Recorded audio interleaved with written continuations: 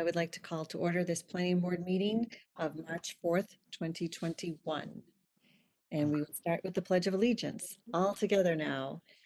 The Pledge of Allegiance to the flag of the United States of America and to to the republic for which for it which it stands, one one nation, nation, under under God, indivisible, indivisible, liberty, with liberty and and justice for all. for all. I think we did better that time. Yeah, Maybe we because did. there's fewer of us. Practice. Yeah. So I guess next is roll call attendance. Chairman LaRue, Present. Vice Chairman Impemba, Member Clerk Raymond, Member Covino, Present. Member Espejo, present, Member Gaffney, Present. Member Rappaport. Present. Thank you, Liz.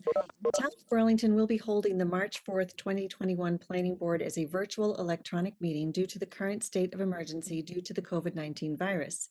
As such, the governor issued an executive order on March 12th, 2020, authorizing remote meetings under General Law, Chapter 30A, Section 20. Wow, a whole year, folks. This meeting will be held via Cisco WebEx and is accessible as follows. The link is also available on the planning board website and the posted agenda on the town calendar. The meeting number is 179-320-8738, meeting password 1645. You may also join by phone 617-315-0704. It's also being broadcast on VCAT, government channel Comcast 99, RCN 15, Verizon 41, and streamed on Facebook Live via the VCAT Facebook page. The public will be able to make comments during the hearing, during for public comment. Sorry, I lost my train of thought. And questions can be asked via WebEx, phone, Facebook Live, WebEx chat, email at planning@burlington.org during the meeting. All persons wishing to ask a question or make a comment must identify themselves. If you have any questions regarding participation during the meeting, call planning staff at 781-270-1645 or email us at planning@burlington.org. And all statutory votes will be taken by a roll call vote. Okay, thank you. To start things off, we do have some continuances. If I may have a motion, please. Motion to take item 7C through item 7G out of order. I'll second that motion. Thank you. Chairman, do we have to do roll call, Kristen, or can we do a poll of the board? You can just do all in favor. Okay, all in favor, say aye. Aye. Aye. Anyone opposed? No one opposed. Okay. So items C, D, E, F, and G are all for 174 Middlesex Turnpike. The Northboom Company is the applicant. Item 7C is an application for approval of a special permit pursuant to section 12.1.5 PD Special Permits of the zoning bylaw. Item D is an application for approval of a special permit pursuant to section 1.6.7 discharge for man-made structures into the wetlands of the Northwest Park Plan Development District. Item E is an application for approval of a special permit pursuant to section 1.7.5 accessory health club located entirely within a commercial or residential facility of the Northwest Park Plan Development District bylaw. Item F is an application for approval of a special permit pursuant to section 1.7.6 dry cleaning, drop off and pickup only of the Northwest Park Plan Development District bylaw. And item 7G is an application for approval of a special permit pursuant to section 1.7.12 garage space or spaces and or attached or detached structures above and below grade and under buildings for parking of the Northwest Park Plan Development District bylaw. Madam Chair, I'd like to make a motion to continue these matters to the planning board meeting of March 18th, 2021, as requested by the applicant's attorney in an email dated March 3rd, 2021. Second. All those in favor, say aye. Aye. Aye. Opposed? You do need to do roll call here. We do. Okay. All right. Here we go. Chairman LaRue, Yes. Vice Chairman Impemba, Yes. Member Clerk Raymond, Member Covino, Yes. Member Espejo, Yes. Member Gaffney, Yes. Member Rappaport. Yes. Okay, thank you. Next up on our agenda is citizens' time. If there is anyone in the audience that wants to speak on an item that is not on our agenda, please identify yourself now. And seeing no one, we will move on to announcements. Sure. So we have just a few quick ones. On the zoning bylaw review committee, we'll have a meeting on Wednesday, March 10th at 6:30 p.m. via Zoom. The housing partnership committee will have their meeting on March 11th at 6 p.m. That will be via WebEx. And the sign bylaw subcommittee, that's a subcommittee of ZVRC, I believe, will be meeting on Monday, March 15th at 5:30 p.m. via Zoom. All of these links you can find in the on the town calendar on the date of the meeting. And that's all I have, Madam Chair. Okay, thank you. Does anyone else have any other announcements they want to bring forward at this time? Okay, well, we do not have any legal notices or non-approvals or administrative matters, so we are moving on to matters of appointment.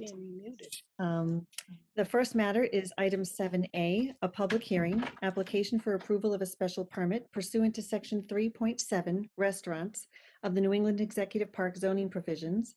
100 and 350 District Avenue, Row 34 is the applicant.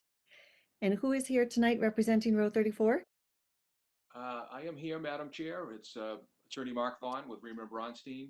Pleased to be before you here tonight representing ICOB Burlington LLC. Also with me is Billy Kennedy, who is with National Development, the owners of the property. And I think Shua Gregory is joining. If he hasn't yet, he will be any minute, but with the applicant. But pleased to be before you tonight. Hope you're all doing well. I think it's a very straightforward application, Madam Chair. I could just give you a little bit of background, but Island Creek Oyster Bar, I think as you all know, has been operating at this location for better part of 5 years. They've been an integral component of the mixed use at the district and have, had a successful run there. So I think to no one's surprise on this WebEx or this meeting, it's been a challenging year for restaurants, to say the least. And that challenge has been, met by Island Creek as well. They have had one other restaurant in addition to this Burlington location that they ended up closing in Boston. And they feel that to position this restaurant for the best success, it would be to have it be part of the Row 34 family of restaurants that they also own and operate. And if you haven't been to Row 34, it's a terrific restaurant, seafood focused, just as Island Creek Oyster Bar was, and a little bit of a lower price point as well, I think, which would be well received. But they have locations in Fort Point, Boston, and also in Portsmouth, New Hampshire. So those restaurants have been faring well during COVID, or as well as restaurants can fare during COVID. So they're very much desirous of being able to rebrand this restaurant as a Row 34.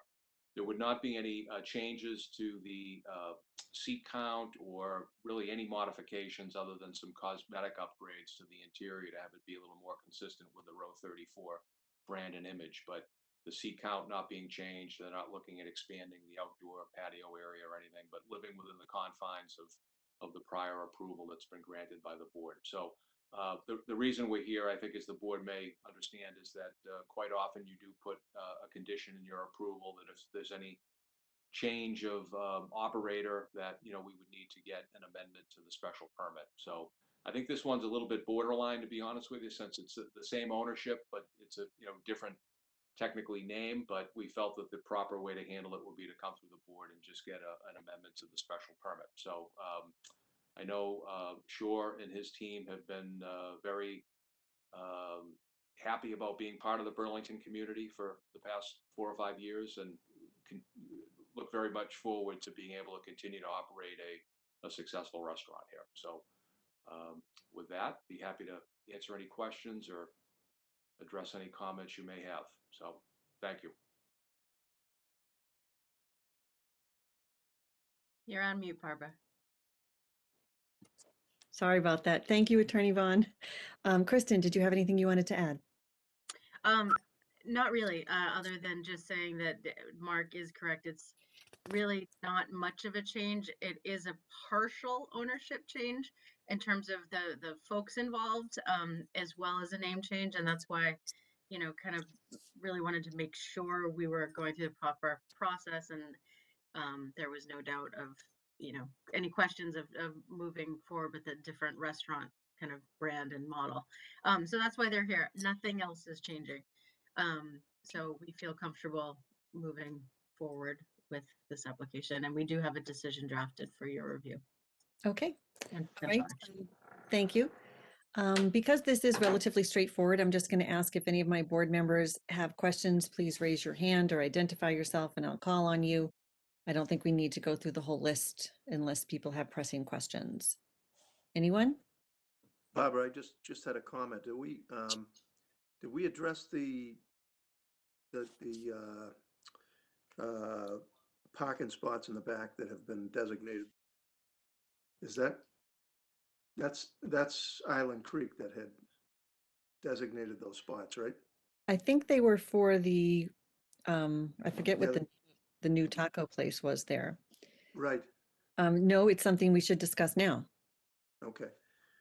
So, as I said, like, last week, we were at the Black and Blue and we were driving around and couldn't find a spot anywhere, and I went in the back and realized that there had been probably the closest spots to the Black and Blue were about, I think it was 8 spots that were all marked off for takeout only for the taco place, which the name eludes me. I can't remember what it was at the time, but I assume that this is going to now take over where that was, and I think we need to address those spots because it's really kind of taken the prime spots away from the restaurant next door. And they weren't, matter of fact, there wasn't one of the 8 spots that was even being used the whole time I was there. So I don't know if that taco place was closed at the time, but it was dinner time. So it was also a prime time for the restaurant next door as well. So I just wanted to bring that up and see if that's something that we can get an answer as to how, I don't think anybody came before us to get those spots designated. So I just want to address that. I could maybe speak to that if I could, Madam, through you, Madam Please go ahead. Member. So Hello. Hi, Paul. Yeah, I finally get in. So with respect to that, Joe, I think the name that you saw on there was La Ventana, which Right. was basically, they had using the kitchen at Island Creek for basically to-go orders for folks. I think that was done after the Island Creek in Boston had closed. They were looking to try to not confuse people, knowing that this was going to be changing. So they had kind of a temporary name that they were utilizing for this kind of kitchen concept, the same kitchen that they were using at Island Creek for basically folks that were looking to order to-go items out of the same kitchen. So that's not going to be operating as part of this going forward. But with respect to I can't speak to the spaces there. I know that I did see those. I think that they were just on, basically, not kind of in the parking lot on a kind of a weighted base or something. I think it was basically parking spaces that they put because it was all to go. There was no indoor dining that was part of that. So those spaces obviously would not be continuing as I understand it, but Okay. Continuing on that, have they been removed? I don't know if they've been removed because I believe that they may still be operating that to-go only operation right now. Well, the concerning part about it is that they were the closest spots. If, the to-go, I assume what was going on was probably the proprietor was probably running the food out to the cars in the parking lot. But for that reason, they should never, I mean, they shouldn't have taken the 8 top best spots that were actually the closest spots to the restaurant next door anyways. they should have never used those, but if they were gonna do it, then, you know, those to-go operations, they certainly can designate spots further away and just call when the when their food is ready and just let them pull around instead of designating the best 8 spots for the restaurant next door, who consequently didn't have sufficient parking for I think it was a Thursday night. It was, you know, and it wasn't like they were, you know, they were fairly busy, but they weren't packed. Clearly, they weren't packed. I think there was only 40% allowed. And there weren't even sufficient spots for the restaurant at, you know, under those conditions, because all these spots were being taken up. So I don't know who gave them permission to do that, but they need to be regardless. I don't care if they're still running it. They need to be removed. I don't know when this, you know, the Row 34 is taking over from Island Creek, or when that operation's starting, when the other one is ceasing to exist. But really, you know, I don't want to leave it to, you know, whenever they feel like taking those spots out of there.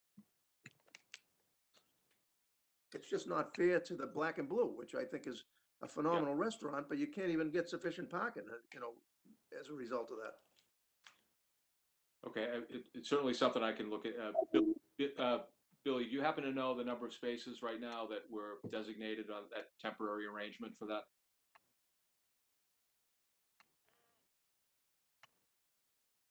You're on mute.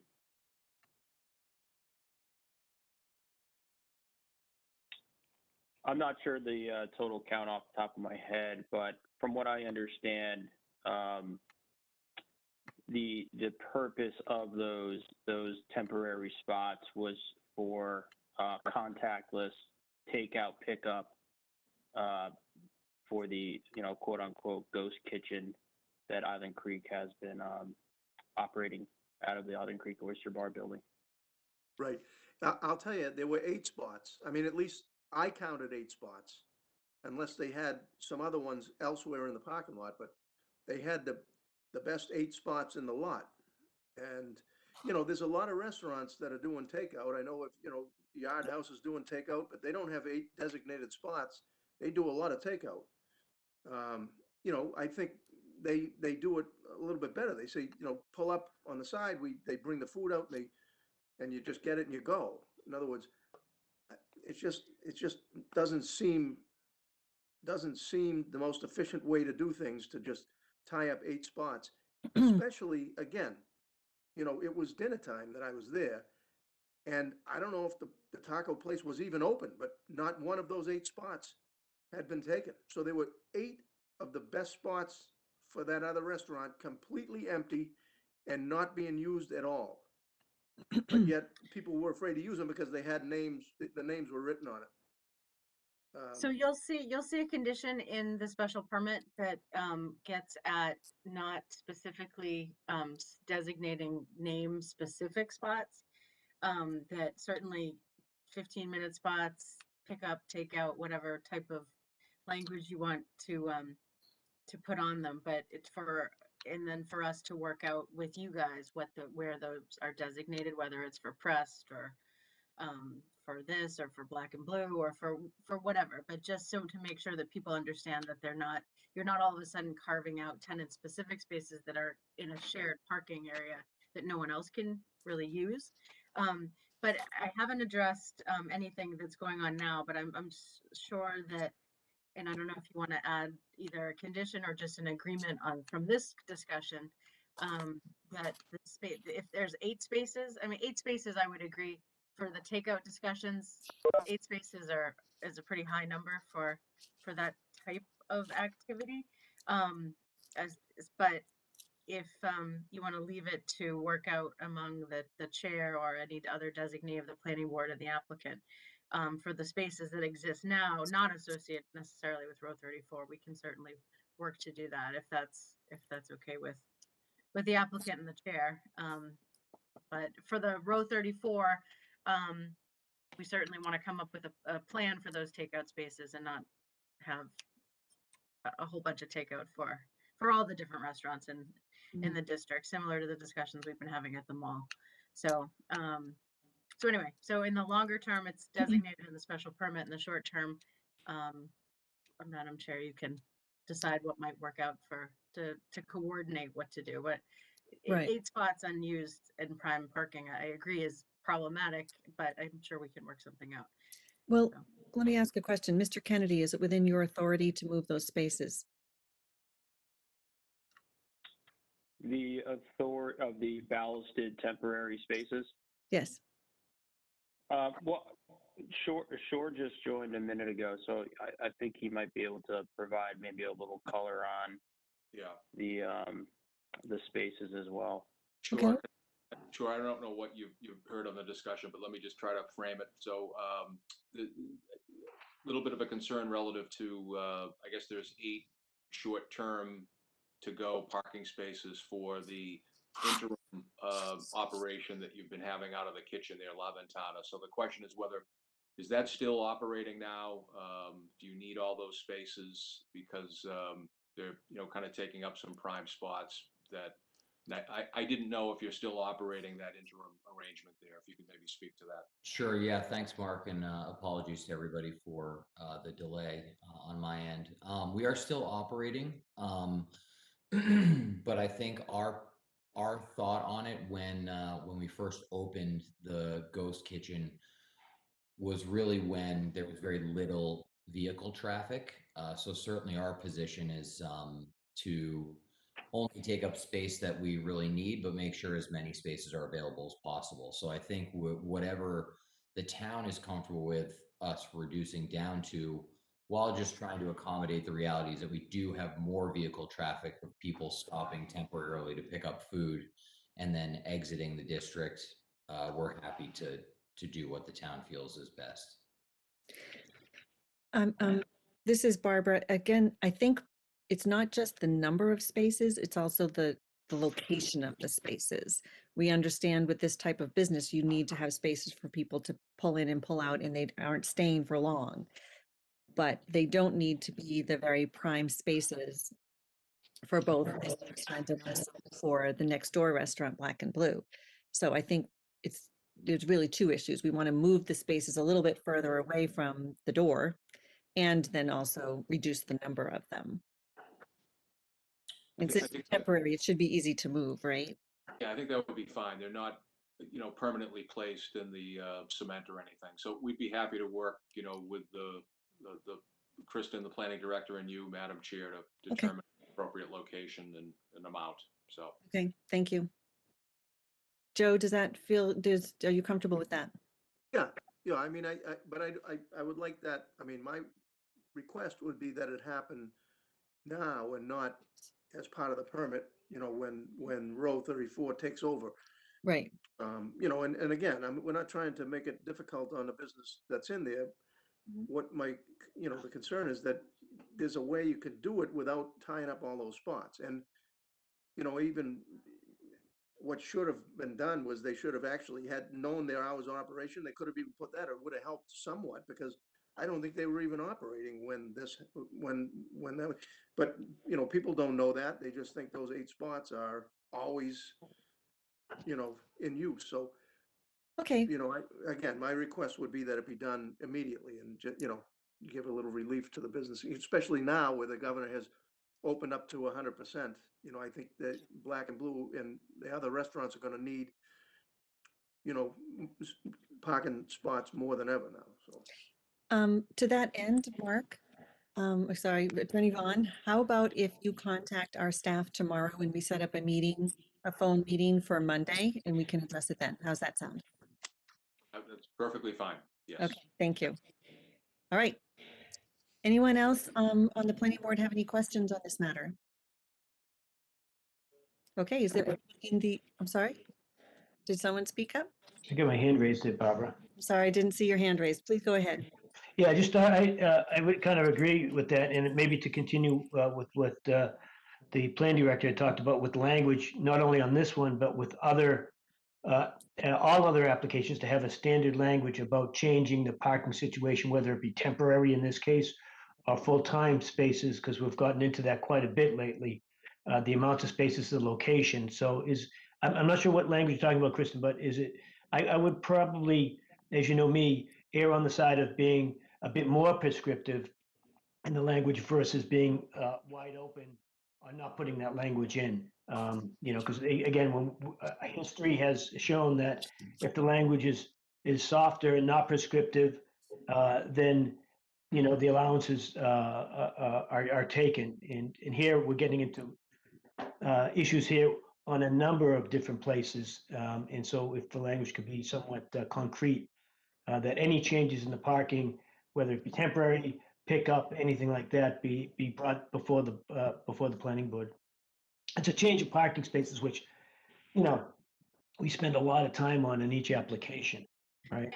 I agree, and I think when we have these shared parking areas, especially, that people compete for, you compete for one of many.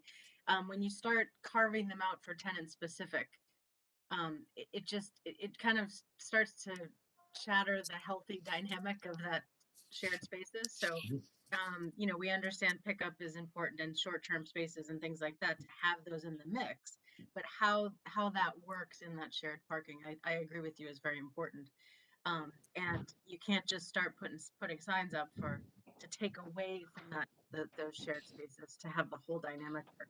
Mhm. So, yeah, no, I agree. And we can Okay. tighten it up a little bit to get at that. But in general, whether it's valet or whether it's tenant specific, if you change parking within a parking lot, it should come back to us in some Yeah. form. Mhm. But it isn't. So I think the language maybe in the application should be, there shouldn't be any applicant-specific parking at all. So if there's language in there, maybe they'll read it one day and actually see that when they try to change the parking. Because I think the current language isn't. So the current language is what's allowed versus we're gonna have to, because the applicants don't necessarily read it, or if they read it, they don't comprehend that that's what it means, that they Yep. can't change the parking on their own, which we've seen over the years anyway, at least at the Yeah, time we'll I've tighten been it on. up and send around the condition to you guys. Okay, and the only other question I had was with the application itself, and it has 100 and 350 District Ave. So I know 100's up near Tuscan Kitchen and 350 is over there, right next door. So what's with the address there? I'm not sure. Why is there two addresses for the one application? Yeah, well, my understanding is that it could be deemed to be two different parcels. So we wanted to make sure that we were inclusive of what the different addresses were. But I think the property itself operates with a 300 District Avenue address. Is that correct, Billy? Is that as you understand or assure? That's right. Yeah. Correct. Okay, can we change then the decision to keep that to 300? 350. Is it 350? Yeah, okay. Or whatever where they're operating at, I think would be appropriate. Okay, thank you, Madam Chair. Yes. Okay. Any other planning board members? Okay, is there anyone else in the listening audience that wants to comment or ask a question on this matter? Okay, so given those changes, I think we can move forward as long as we can make those edits to the decision. Kristen, sound good? Yes. Okay. All right, then I am looking for a motion.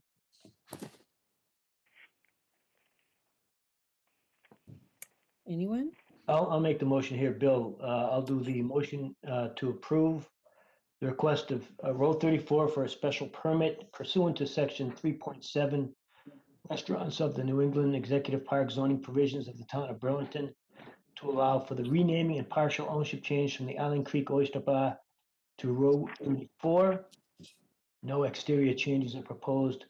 Property is located in the Planned Development District and Water Resources Zoning District at, you said it was 350 District Ave, is that correct? Yes. Our business operates at 300. All right, 300 District Ave, contained in Exhibit A attached, As amended. as amended, thank you. Okay, Second, thank you, Ernie. Chairman LaRue, Yes. Vice Chairman Impemba, Yes. Member Clerk Raymond, Yes. Member Covino, yes, Member Espejo, Yes.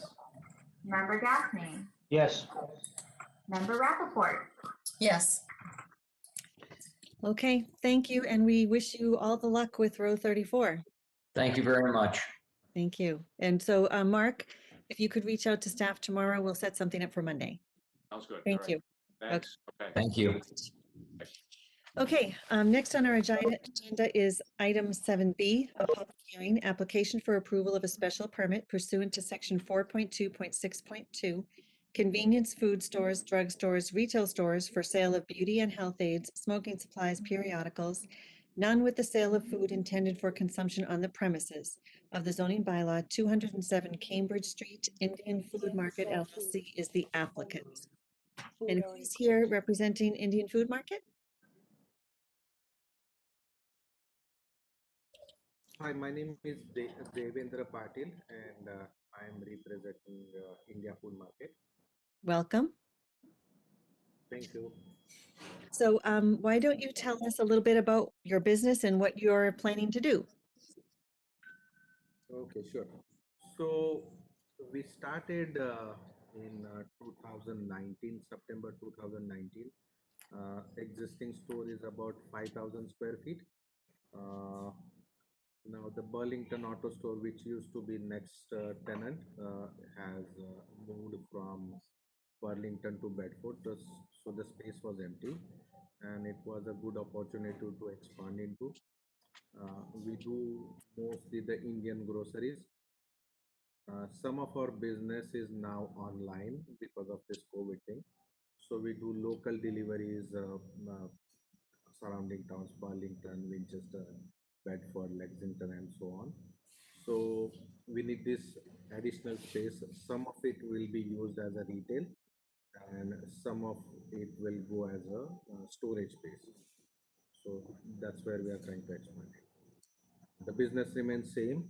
Uh, there won't be any new construction as such, but we will only remove the partition wall between our unit and expanding the space that we're expanding. I didn't understand what he said. Okay. Okay, thank you. Kristen, did you want to add anything? I just wanted to ask a couple of questions. So, so you're expanding into that space, how, what's the size of the space you're expanding into roughly? It's close to 6,000 square feet. Okay, so you're expanding into that. How is the entrance into the market all gonna stay the same? Yes. Okay, and then are you just expanding your offerings in the market? Are you adding, is it still, considered just general supermarket use? Yeah, it will be still considered the general store. We'll just add same product line. Some of the area will be used for our online delivery fulfillment. So when we package the product, it's easier if we can arrange it in a way that the order comes in and it's arranged in a way that we can collect it faster. Yep, okay, all right, I just needed to understand that. But everything in terms of circulation and people accessing the store is the same. The handicap ramp will be used, the front door. Yes. Okay. Remains same. Okay, the other thing I just want to also check to make sure that the handicap space count. I want to check with the building department just to see if we need to add any additional handicap spots based on the additional space. And what else? And then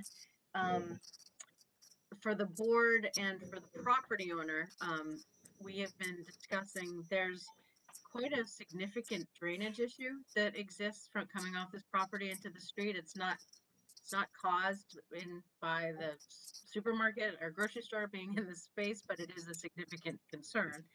And something that the Board of Health has been discussing for a few years with the applicant. So since we had this come up and we are expanding this space, we did want to get at some of that issue. I'm not sure if is the property owner on this call?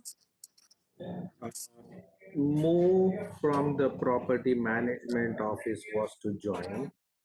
Yes, I think we did he's not contact him. He joined. said he was going to join. I don't see him on the call at this time. So anyway, before we get into that, I would, Madam Chair, I would ask if anyone has questions for, Mhm. about the supermarket, and grocery store, to certainly talk through that, and maybe we'll wait. for We'll do that. Hopefully the property owner will come on in the meantime. Okay, so board members, if you have questions, please raise your hand. I see Bill Gaffney has his hand up. Bill, please go ahead. Thank you, Madam Chair. Yeah, the question I had was, when you said you're increasing your square footage, 6,000 square feet. What is left in the auto parts store with regard to open square footage? So my understanding was auto parts store was about close to 19,000 square feet. Mhm. And so after taking 6,000 balance, like 13,000 square feet, we still, and that's towards the front of the building, like facing Cambridge Street. We come back of the store. Okay. So, just to clarify also for the board, that there's the auto parts store, and then there's the space between the auto parts store and the grocery store that Mhm. was being used by auto parts Yep. for storage and other things. Mhm. That they've broken up into two other spaces. So if you look at what Brady just pulled up, the green is the existing grocery store. Suite C is the expansion. And then Brady, can you scroll over a little? So A and B is the auto parts store and that other space between. So I think actually this graphic answers all the questions. So Yep. No, so thank you there's very much. so it looks like there's 11,000 square feet left. And I guess the only other thought I would have is this in the 3A downtown overlay district? Yes. Okay, so would we be looking at kind of enhancing a bit more, make sure the signage is downlit and landscaping and things like that to kind of beautify that area a little bit more? Any exterior changes would need to meet the overlay requirements. Okay, so are we going to talk a little bit more landscaping there and maybe signage and things like that? We should bring it up, and we're not planning on voting on this evening. Mhm. We should bring that up as to questions that you may have for the applicant to come back with Okay, at the next meeting. So yes. So Thank you. just to be from my side, we won't be making any changes on the exterior, including signage. It remains same. Mhm. And what's your current signage now? Is it externally lit? Sorry, Externally lit? signage? it's internally lit. It's what you call channel letters. Mhm. So maybe I'd ask the staff when they first came up, how do we miss that one to align with what we're looking for with signage downtown? Because he was after the fact, right? I think because we expanded to 3A, so that kind of went by the wayside there. It was after the fact, but we still don't have direct oversight on signage in the town center. Mhm. Which But is as a recommendation, as we've done in the past with other 3A applicants, we've actually recommended that, and there hasn't been a problem with them taking and going with externally lit signs. You know, to be in, but I mean, when the applicant looks and he sees, you know, how the guidelines look. And we do recommend that. we do recommend it. We don't have strict enforcement of it because it's not under our purview yet. So that's where we kind of run into this gap. So perhaps we can ask Mr. Patel if he could consider looking at our bylaws and what is recommended for signage and lighting, and see if he might be able to comply, and he can let us know at our next meeting. Yeah. And again, maybe even some softening of that area there with some landscaping, whether it be, you know, potted, large pots or something like that to kind of give some green over in that area, just to really, you know, soften that up and make it more approachable. I would think would be benefit for everybody there, which I think we do have control over, right? We do have some larger pots outside our entrance. We do have some of those. Okay, let's take a look what we currently have. Maybe you can take a picture of it and show what you have currently today and what your signage looks like today, and we can make the recommendations. Thank you, Madam Chair. Thank you, Member Gaffney. Any other members that have questions, please let Um, me, I have a question. please go ahead, Joe. Is that me? Yes, please. So, thank you. Kristen, I know any work on the outside is an automatic trigger, but I thought there was also a trigger that, more than a percentage of square footage on the inside being done would also trigger the overlay, the overlay. My understanding was it's not only outside changes that will trigger the overlay. Is that correct? It's changes that require a building permit or more.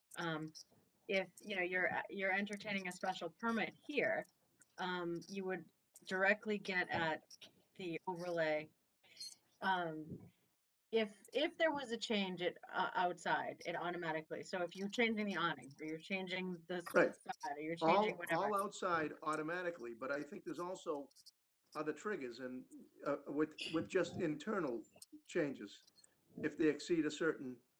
We don't have a square footage or a amount of renovation or other kind of cap. If it's new construction, it's obviously triggered. We had this conversation way back when about, new businesses going into old buildings, how much can you push for change if they're not making the change? Whether it's new windows or new doors or different types of stuff. So we don't have a situation where we mandate you must do the change. We try to work with the applicants to, to do the best we can to renovate these older buildings because, they're not in great shape. But when new tenants come in, it's not an immediate trigger that they have to upgrade their full facade. Well, there's no trigger at all based on the building permits? Well, the building permits for the internal, it's not building permits for external work, so. But my point is that you're entertaining a special permit right now. We can have this discussion. But, in terms of kind of mandating, you must reface the whole building. I don't think we're there, but it's in the special permit Yeah. and you have a discretionary special permit. And it is under the overlay and it does,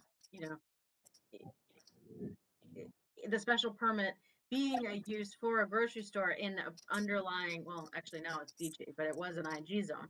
But, so you certainly can get at these discussions, but under the trigger for the design change, it triggers with the actual change that's happening. Right. So I guess my concern is just more, that area down there is in just severe need of some sort of outside landscaping somewhere, like, some shrubs, some trees, something that, is gonna break up all that hot top down there. I think that's, that's an area that really needs to be addressed down there. I mean, there can be a lot of, a lot of visual changes done with just a little bit of work on the outside.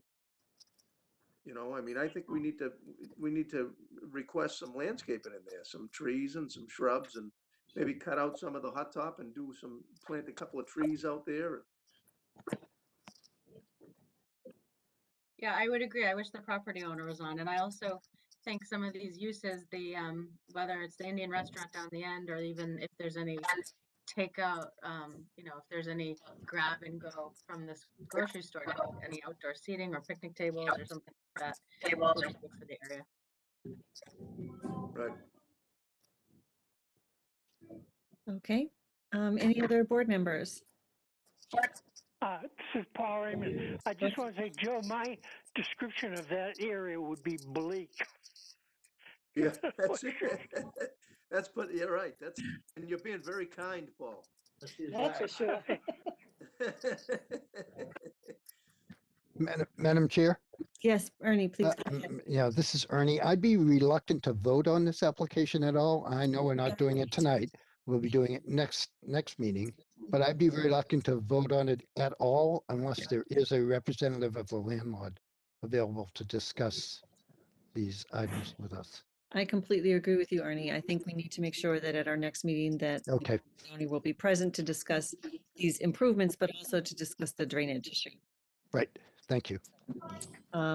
So that's going to be very important for our next meeting. And if for some reason the property owner can't make it, I think we would need to continue beyond our next meeting. I would agree. Anyone else on the board want to speak?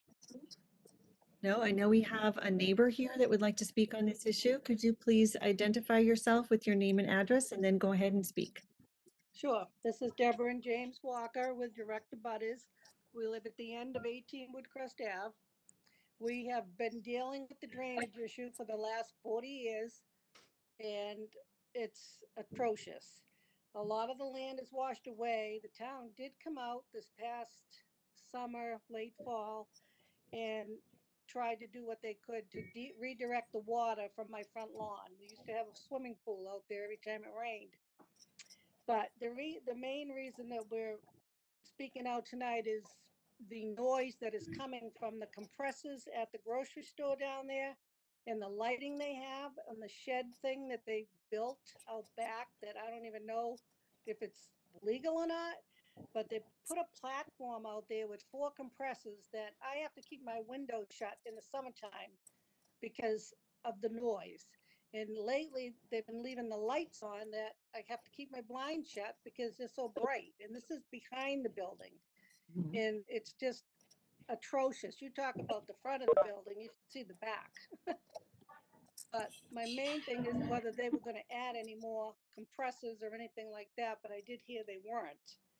But I was hoping they could do something with the noise from the ones that are already there. Thank you, Mrs. Walker.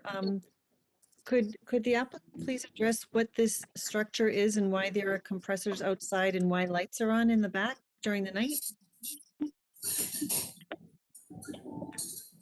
We usually don't keep those lights on. It's only for if there is any repair needed. The compressor are always. Sorry? I'm sorry, there's a little bit of static or something on the line. You only have the lights on in what circumstance? No, we only turn those lights when there is some repairing or some de-icing or something going on. Someone must have left it on. I'll make sure they switch off. Don't leave it on. We don't need any lights there. And what are the compressors? I can even keep. I'll get them on sensor, like it doesn't stays on. It turns off automatically when there is no one there. That's the lights. Okay. What about the compressors? Yeah. Compressors, like we have 4 compressors, I think 5 compressors outside, and those are for the walk-in coolers and the freezers that are in the store. Okay. Those Staff, permitted at the time? I was going to ask our staff member that question, and also if there's what we can do to mitigate the noise from those. Yeah, no, I'm, as we're talking about it, I'm just trying to think back of when we originally approved this, and I don't recall a shed. I really don't recall construction of anything behind the building. So I need to check the previous special permit, because if they were there, we would have put in, of course, next to a residential area would have put in Yeah. the noise dampening Mhm. and Yeah, other they weren't there. conditions They that we were not standard put there. on everything, in terms of whether air conditioning units, food units, or compressors like this. So Yeah. to be honest with you, I just need to look at the original special permit to see what we granted there. I'd be surprised if they were there, if we didn't put all of those conditions in. So I don't have it in front of me. I probably should have pulled it out, but I will check before the next meeting and try to get at that issue, because you are right up against a residential neighborhood, and we definitely would have talked about it. So anyway, I don't remember any discussion about No. outside compressors. Yeah, and I know. I don't either, would've but I don't want to say that it's not there without really checking. To be fair. If it's not there, do we get the building inspector to take a quick look at that prior to the next meeting? Yeah, of course, and then it becomes part of this discussion. If so. Okay, thank you. Can we clarify the location that is being complained about? Is it at the end of the building or or to It- the right of the it's- building if you look at it from Cambridge Street? Well, the map that you just put up, that the space he was gonna take, the new space, it's in the darker green space in the back. Mhm. Okay, so that, So if you come down the end of Woodcrest and look over, you'll see the, whatever it is they call it, they put there. It looks like a platform with a roof with the 5 compressors on there. It's kind of in the center of the building, I guess, in the back. Okay. Right where the water drainage problem is. And that's where it starts. If anyone looked up there, you'd see the gully that's going down the side that was running through the yard. But they have since tried to do what they could with it. Okay, well, Um, thank you, Mrs. Walker, for bringing all of this to our attention. So we're keeping a list now. We're building a list of things that have to be addressed at the next meeting. I appreciate you bringing this to our attention. Was there anything else concerning you? No, well, the other thing is when they did some tree work, the owner of the property, which they were very accommodable with that, but they were also gonna speak to the tenant regarding the compressors. I don't know if they did or not, Okay, but, okay. you know, All of anything this what does need to be addressed. right, because I mean, we can't even sit on the front stairs without the humming and sitting on your back deck and having to listen to that all the time drives you crazy. The back of the building's a mess too. Yeah, they need to clean that up a bit too. They're starting to leave some trash out there. It was dirt dug away years ago, and they were supposed to clean up, and it was never done. We got papers from the, what do you call it? Sure, the other guy that used to be there. Yeah. But anyway, Okay, Health, Water health. yeah. I'm going to ask our staff to have at least one member of our staff take a drive down there and walk around the back of the building and take a look so we can see for ourselves, maybe take some pictures and pass them around, and then board members can also drive back there on their own, of course. Okay. It sounds like it's very important that we make sure that the property owner is at our next meeting. Okay, that picture you have up there right now, Mhm. we're here, with that last house. Okay, House on the right there. Yeah, right where the Okay. pointer is. Yeah, Number 18, right there. correct. Yeah. okay. Yeah. And it's all wide open now because the trees are bare, so you'll have a good view. Okay, thank you. All right. Could I ask, so we'll certainly take a trip out there. But Miss Walker, could you our email is planning@burlington.org. If you could get us your contact info, we'd like to also experience, if possible, from your property to just kind of look back into the site. Would be Sure, helpful for us to anytime. take a- Yep. Kristen, to can look I, at that. can I ask, a question? Are they allowed to take, are they just allowed to take all those trees down in the overlay without coming before us? No, they're not. I mean, they're all in the buffer Well- zone right there. No, so. No, I mean, they shouldn't have taken the trees no, down no. to begin with. No, This is in the back wait a of the minute, building. Okay, the trees that they took down recently, They didn't take down trees. no, they trimmed it. didn't take any trees down. They trimmed back some of their branches that were hitting our house. Okay, A few years back, they did come in and they took out a lot of trees, which we called and had them stop. We had the Board of Health up here. Was it Schiraldi or somebody, was that his name? Years ago, 20 you mean years, the 30 DPW, you mean Shamal Yeah. Chidori? Yes. Yeah, He he had was, come out, he put a stop to their work because it was affecting the washout of the hill. He said, if we keep taking the trees down, we'll be on a cliff. Mhm. And the property owners were supposed to address it and they never did. And, Excuse you know- me, this is Mo Santangelo. I'm on the call. I'm the property manager of the building. Okay, welcome. We're glad that you're here. How Sorry, much having of this some conversation have you heard? Go ahead. Mr. Santangelo, I'm not sure how much of this conversation you've heard, but we are sort of building a list of things that need to be addressed before our next meeting. On that list is landscaping and signage in the front of the building, but also apparently there is a platform with some compressors in the back.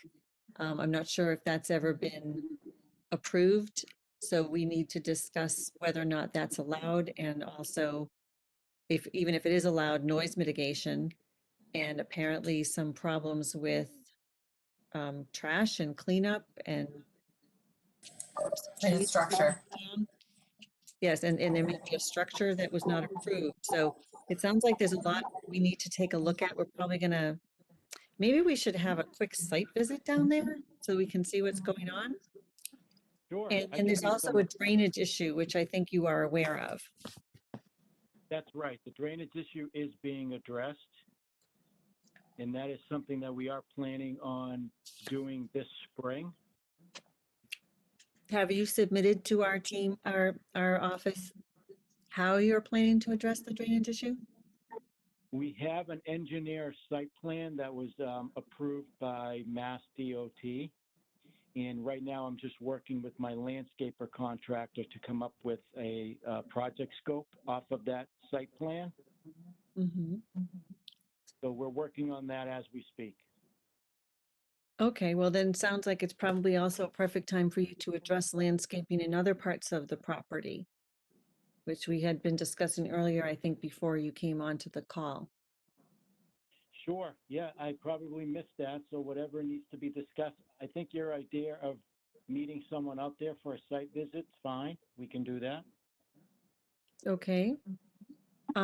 So do you know when this platform with the compressors was added to the building? It was most likely added to the building when Hello Brothers became a tenant. Do you know what year that was? That's Last something year. Deb, 2018, 19. 18 or 19, Okay, when we. all right. when And do you recall if you came before this board for permission for that? I don't recall it. They just put those out there a year or so ago. Okay, we're gonna have to address, this. Maybe what we should do is, did you say Mr. Santangelo, is that your name? Excuse me. Mo Debbie. Santangelo, yeah. Thank you. There's a number of issues. I think we're probably gonna need to have you contact our staff so that we can make sure, because you did miss part of the meeting, so we want to make sure you're apprised of what all the issues are that we discussed, and then I think you're right, we probably should arrange for a site visit. Okay, Sure, all right. absolutely. So we can send an email to coordinate next week about a site visit, but I again, if Ms. Walker, you'd like to be part of that discussion, I just need to get, if you can email us your contact information, that would be helpful to include you in that loop. All right, I certainly will. Kristen, could I ask that if there are any other abutters over there, that they be notified and have the opportunity to come down and walk the site as well? So Yes. all abutters within 300 feet were notified, so anybody who's in that neighborhood did receive a legal notice. Right, but I'm talking about for the site walk. There's only one other abutter on my street, which I can talk to her and let her know, but as far as the street beyond that, which would be further down the building, I don't know what their issues are. Yeah, we Let's can reach out. we can see what we can do. Okay, we can Oh, reach, so the question is that all one site, or is it broken up into multiple sites? That site goes way back, so it goes. Yeah, It's a deep site. So I know there are a whole number of abutters on Arthur Woods Yeah. that would It abut doesn't that affect- site if that's all one site. No, it doesn't affect Arthurwoods at all. It's the side streets off of Arthurwoods.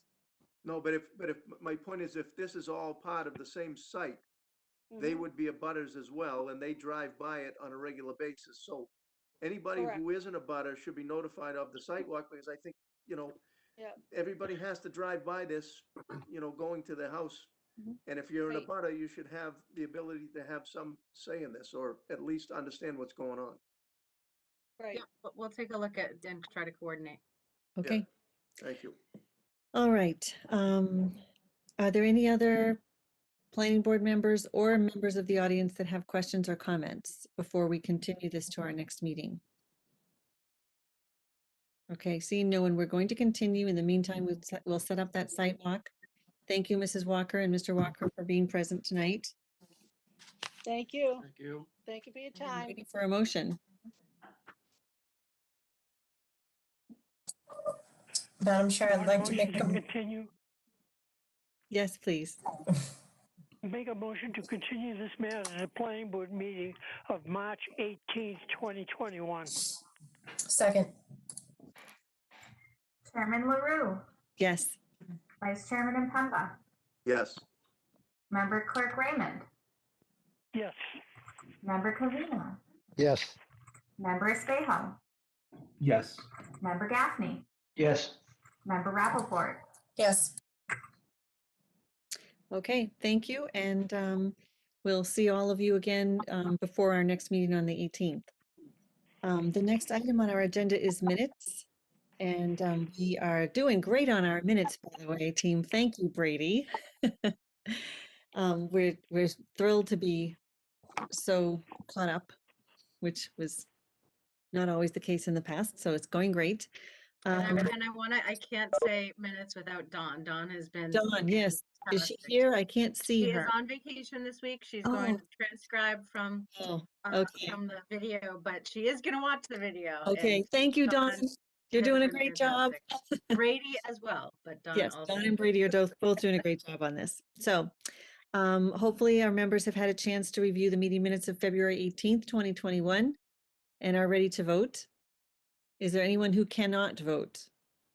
I haven't had the opportunity to review them. This is Joe. Okay, if everyone else is ready, then we can move forward, I think. Okay. Madam Chair, motion to approve the minutes of February 18th, 2021. This is Bill. And this is Mike. I'll second. Do we need to roll call this? No? Okay, all those in favor say aye. Aye. Opposed? Abstain. Abstain. So we have 601. All right. We do have a matter for discussion. Kristen is going to give us an update on Greenview Heights 2. Yes, it's really a procedural update. We haven't. So Greenview Heights 2 was submitted in December to the Board of Appeals as a friendly 40B application. It's 24, 26 senior housing, similar to, actually not similar to Richardson.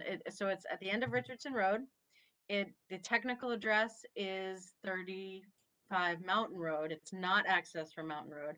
They're looking to access through Windview Heights 1, which is at the end of Richardson Road now.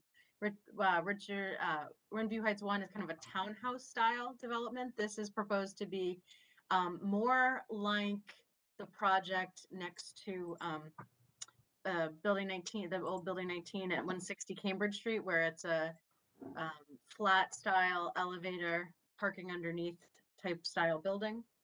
They submitted the application in December. They have not yet completed or they haven't submitted a full civil plan set or drainage calc. So technically the application is not complete. They have granted extensions of time to review this project. The Board of Appeals also has hired peer review to review the project, and all of the departments will be reviewing the project. However, to really pull the trigger to review, we need a complete application. So that's why you've heard about it for a while, but there really hasn't been any movement. We're waiting on information from the applicant. In a 40B application, the Board of Appeals steps into the shoes of everyone. They step into the shoes of the Board of Health, the Conservation Commission, as well as the Planning Board.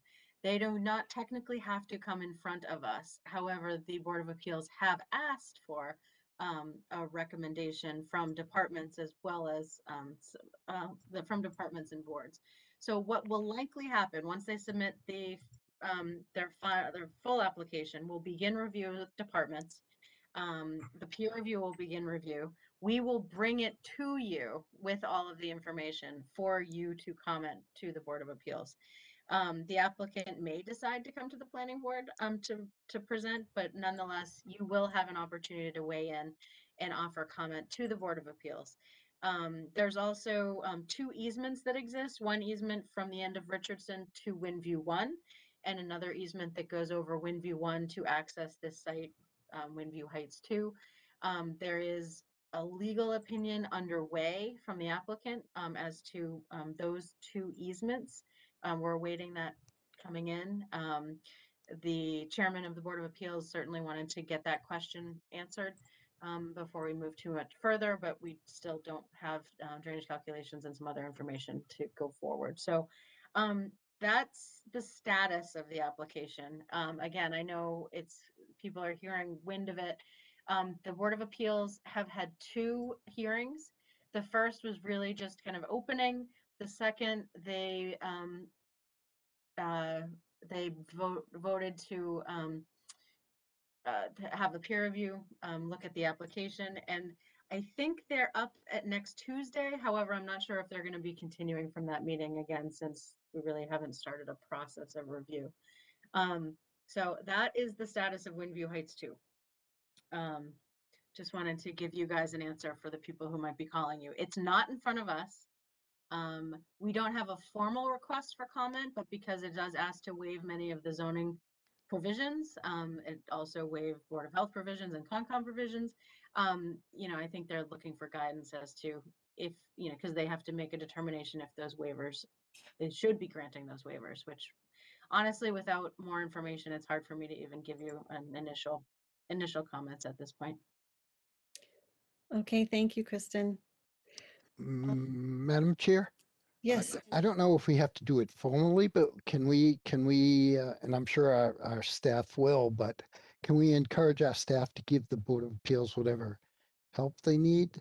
absolutely. I think they Uh, definitely have been already helping. Okay, I'm sure they have, but in Yes, case somebody says to them, says to our staff, well, you don't really, if we could, if we, the board, could direct them or ask them to do that, then they would have another leg to stand on. That's all I'm saying. Thank you.